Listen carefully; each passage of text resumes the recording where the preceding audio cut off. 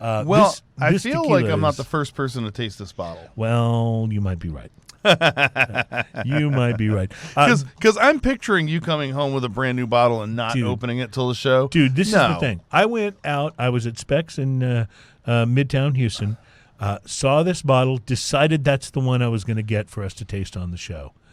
It is so hard to bring that home, set it out on the counter, and not open it up for an initial taste. I try to. First off, you're a real person.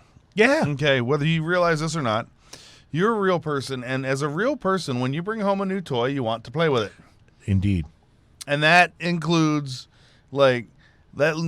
anything you bring home that you have to unwrap or open. Right. Right? Plus, so that doesn't include clothes because generally you don't have to unwrap or open them. Right. Unless they're socks, but whatever. But it does include bottles of whiskey.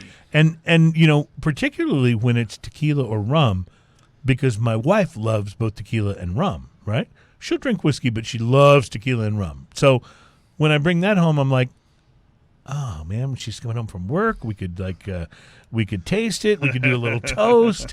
It would be awesome. Yeah, it's hard. So yes, I have been into this one before, but I'm very curious to know what you think. I love this on the nose. This is an extra añejo, which is the most aged iteration of tequila, but I think to be an extra añejo, it only has to be 3 years. So tequila doesn't age for as long as some of the whiskeys and some of the other spirits.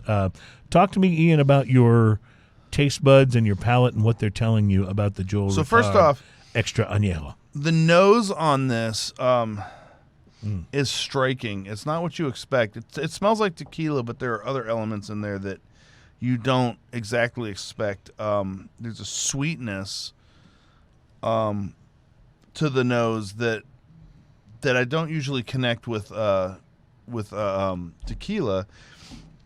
The flavor of this, though, is super striking because it comes across with pepper, like a swipe of pepper right across the palate, and then that immediately goes away, and then you get this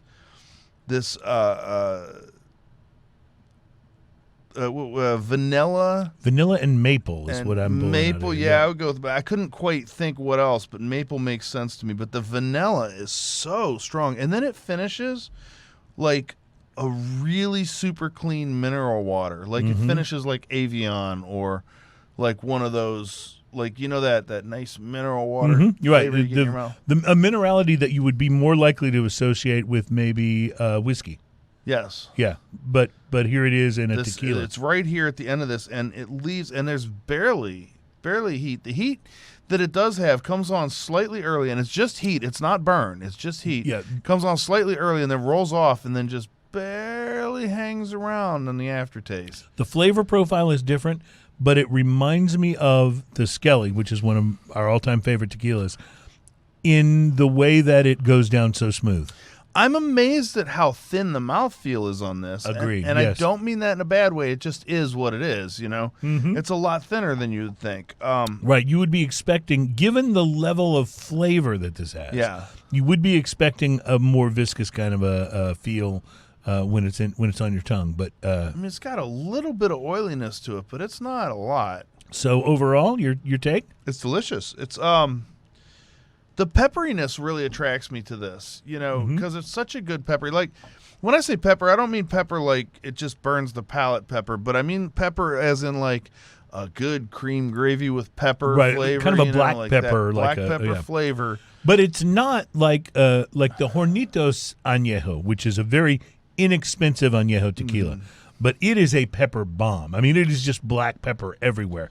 This is not that intense. It's more understated, but yet it's there. It's kind of the first thing that hits your palate is that pepper. There's a little caramel in there too. Yes, I think there is. Probably from the barrel aging that happens. It's really, really nice.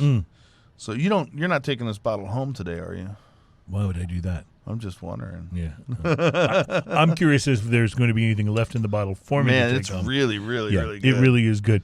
But a wonderful sipping tequila, and again, don't buy this and mix margaritas with it because that's just a waste of wonderful sipping tequila. I'm sure. I mean, I would margaritas. love to taste this with some, lime and salt. Oh yeah, right. You know, I like that it just keeps going. Not only a does little it bit keep longer going, than it should. but it's so tinny that it almost like brings to mind a very early black and white sitcom when they first started using audiences to. This is delicious. I mean, it's.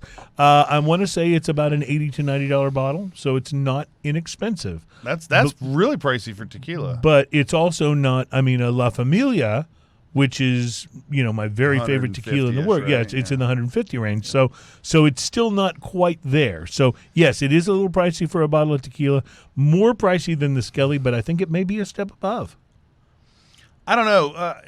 You're gonna have to bring the Skelly again to prove that, because the Skelly is so smooth. This though has I think a little more complexity than the Skelly. My friend, you know what's in your future? The more I try this, yeah. Like, there's a little cinnamon in there. Right. It does have more complexity. You're right. The Skelly is wonderfully complex, but this is even more so. You know what's in your future, my friend? What's that?